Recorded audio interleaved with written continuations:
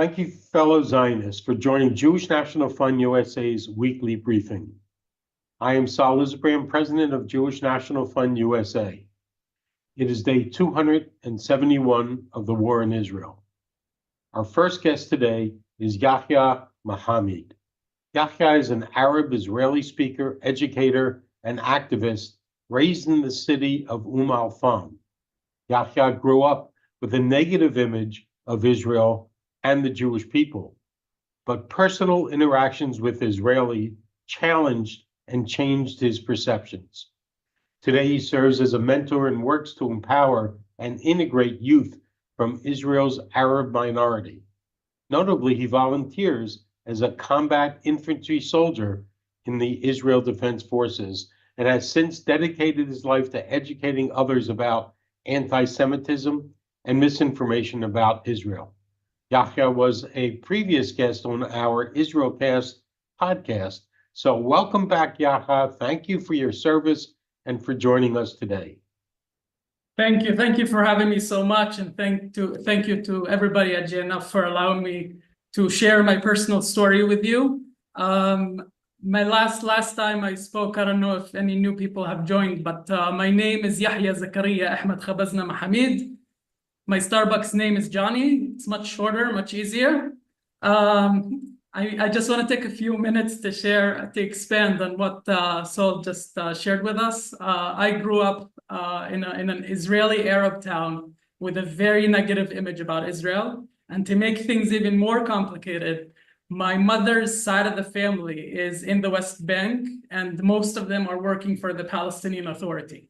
And I found myself on many summer breaks over there in a refugee camp in the West Bank. So I didn't exactly grow up with a very strong Israeli identity. Later on in life, I went to work in Tel Aviv, and my interactions that I had there were very eye-opening. One of them was trying gefilte fish for the first time. That was an experience of itself. But the main one was speaking with the Chabad rabbi. It was just before Sukkot. He approached me, and me not knowing a lot of Hebrew, I couldn't exactly respond to him. And he was telling me how important it is to keep the mitzvot and to shake the lulav, and I was just shaking my head. And at the end, with very broken Hebrew, I said, I am very sorry to waste your time, but I'm not Jewish. Now, based on the misconceptions that I was told growing up, that I will not be accepted for being an Arab, I will not be accepted from coming in from an Arab town. And to my surprise,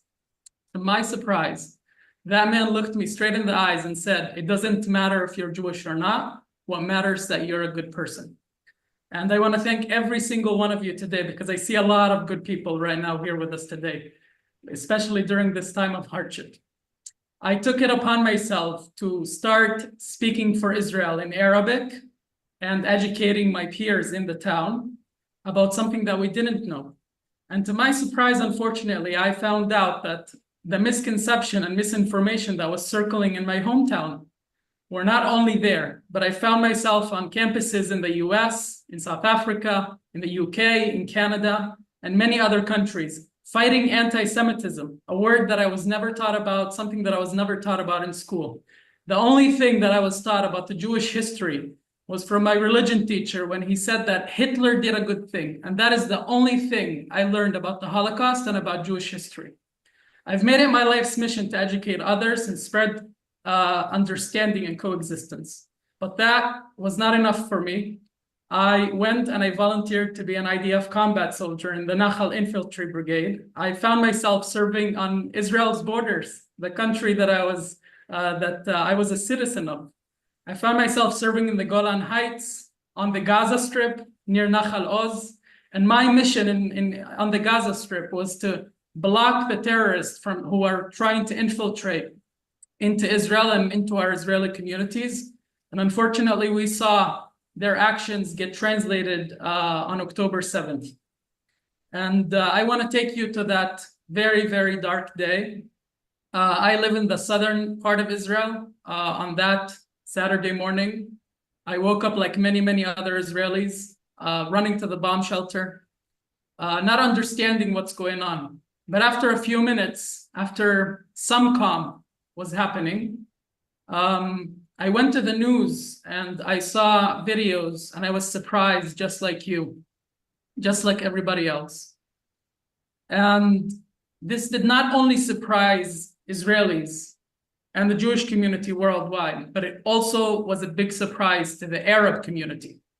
It shook the Middle East apart.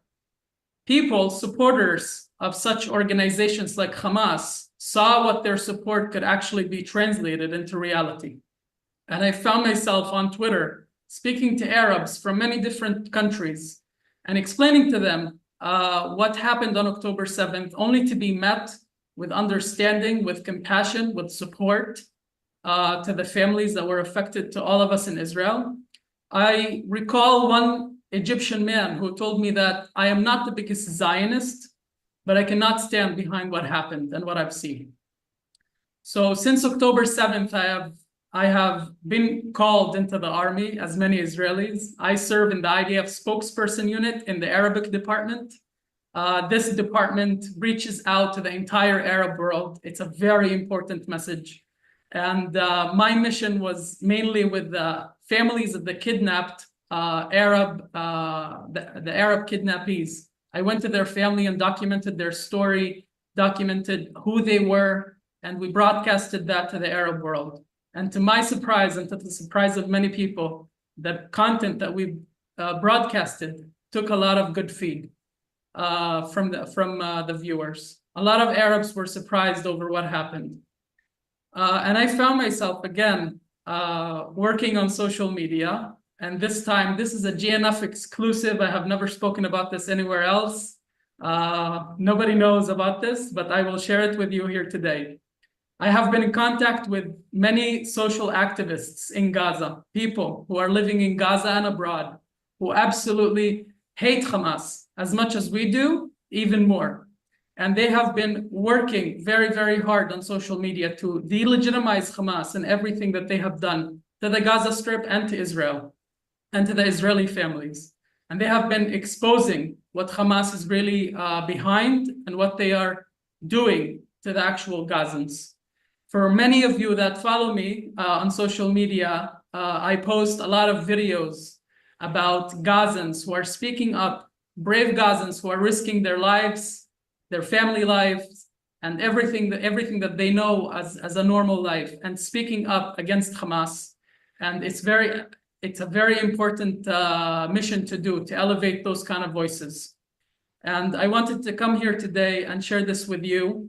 I want to say that thanks to people like you, truly, and I mean it from my heart.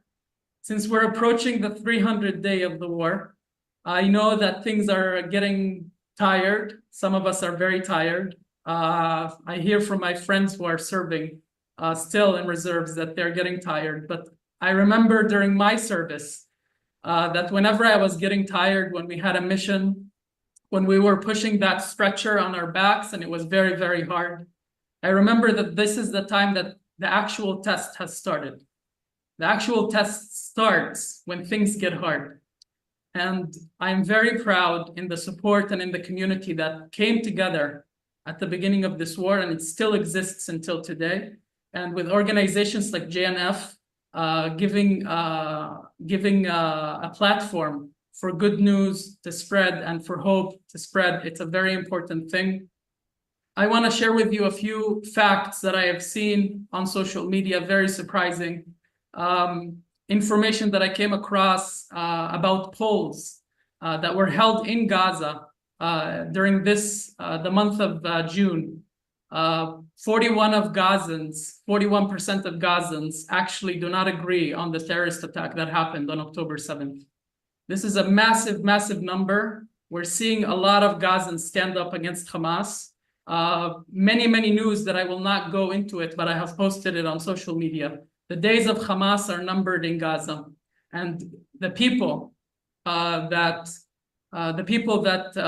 kidnappees that are being held in Gaza, I pray for their release very soon. But I would like to just share this message of hope with you. It was very important for me to come here today and share this with you. I want to take you to that special moment with the Chabad rabbi.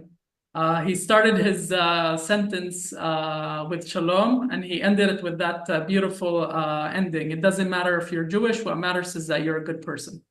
I truly hope that with your next shalom, you'll be influencing another person like me. Thank you. So, Johnny Starbucks, thank you so much for joining us. But, you know, you mentioned 41% of the Gazans in this latest poll don't agree with Hamas. How do they do that polling?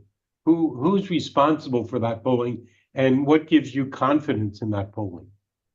So polling in Gaza is very, very tricky, because when you have a dictatorship ruling over you, it's really hard to answer such questions. The polls that I mentioned are from the Palestinian Research Center.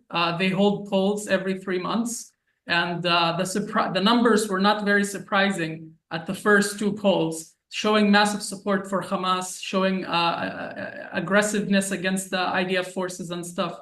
But now we're seeing such a shift to our side that is very, very important. This research center sits in the West Bank, so it's not in Gaza, and they have been doing this for a very long time. We have to believe, and I have been on social media in Gaza since 2018, and I have never seen a video about a guy, a Gazan, an actual Gazan that lives in Gaza, who stands up on social media and criticizes Hamas. Now, during the war, the social media in Gaza is absolutely riddled with people cussing Hamas, cursing Hamas and its leadership. So it teaches me I came from a town where opinions are not to be shared. And whenever we hear such little tiny news, sparkle news, I know that there's a lot of pressure behind that.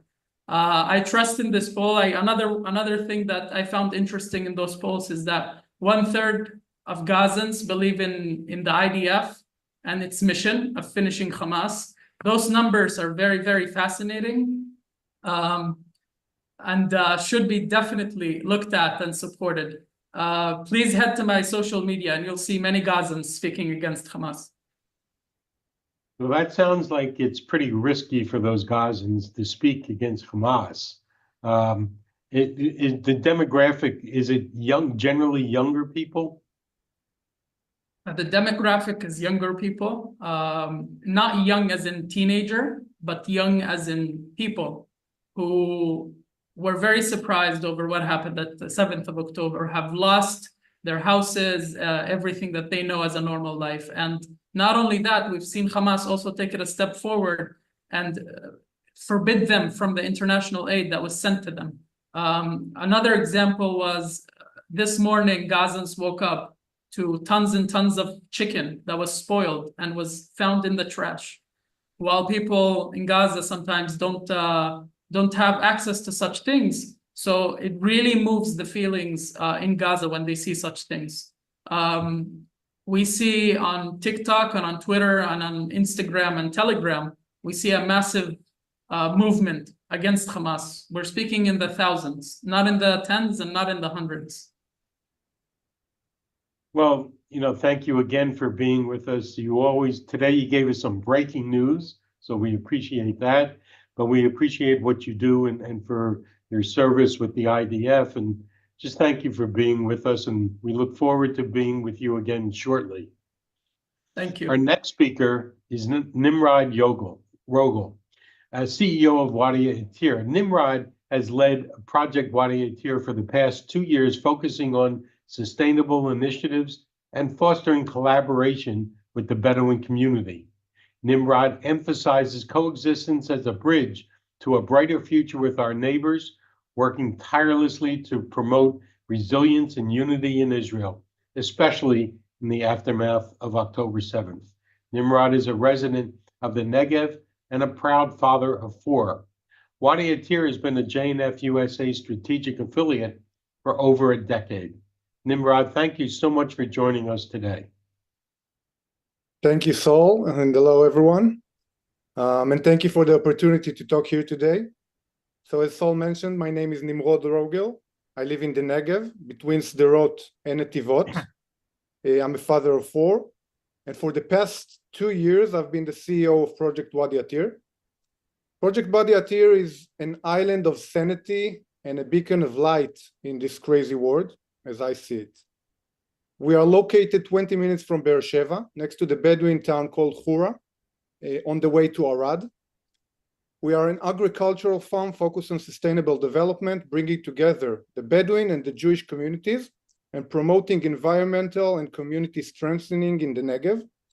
From the start, JNF USA has been a key supporter, funding our project and still helping us today to keep it going and growing. Additionally, JNF USA sent their volunteers to work on the farm in their missions, which helps us a lot in the different departments and also provide the opportunity to meet and engage directly with the Bedouin community. On October 7th, we were all shocked by the situation. My house was shaking literally. I found that the Bedouin society felt just like I did, scared, shocked, discouraged. We all lost our sense of personal security. The Bedouin society is deeply affected by the war in Israel. We've kidnapped and murdered members of the community and much of the area within missile range without shelters. After this difficult point, we decided in the project to take all of these broken pieces and put them back together and trying to grow and develop our connection with the Bedouin community as a Jewish community. I want to tell you a short story that sums it all up. By the end of October, the olive trees were full of fruits. We decided to create a community event by organizing an olive picking activity. We called for volunteers, and about 200 people, it was in the end of October, 200 people from both the Bedouin and Jewish communities, young and old, women and men, came together, working side by side, eating lunch, playing and talking one to another. For me, it was a turning point. I realized that my kids' future of a better Negev and better Israel, we have to meet and be in a good relationship with our neighbors, with my immediate neighbors, the Bedouin people. We need to create as many activities as possible to bring together the different groups living in the Negev. With the ongoing support of the JNF USA, we've turned our farm in the past 6 months into a community hub for various activities. We've organized events like in Tu B'Shvat, last Tu B'Shvat, we planted an edible forest in the memory of the war's victim. We have painting courses, professional training, fun days for Jewish and Bedouin people together. The Bedouin society in the Negev is a very big part of the Negev. It's around 350,000 people and only will grow and continue to grow. I believe that for all of us to be better off, we need to strengthen the Bedouin society. It can become a significant engine of growth in the Negev and improve the whole area. Israel is made up of Jewish people, Arab people, Bedouin, Druze, others. For it to be better here in Israel, I think that we need to focus on building connection between all of these different communities. And thanks to the great support of JNF USA, we can continue to work toward this vision. Thank you for inviting me. And I hope that next time you're in Israel, you come to visit us in Project Wadi Attir in the Negev. And I'll be happy to show you firsthand all of the different activities and to meet with the different amazing people that are working in the farm. Thank you very much. Well, thank you, and I know how important the project is, and the task force who, Ben Naiman heads up here in the U.S. Have been working hard with you, and the results are amazing. So, thank you for your time, and hopefully we'll see you soon on one of our volunteer missions. To learn more on the impact you're having on the ground, visit jnf.org/support Israel. As always, we encourage you to travel to Israel with us on a volunteer working mission. We continue to sell out these missions and have just extended these missions once again now through February of next year. Visit jnf.org/volunteeril to learn more and register. Please take a moment to sign up for our global conference for Israel happening in Dallas, Texas, November 14th through the 17th. Join over 1,100 people who have already registered for the largest Zionist gathering in the United States.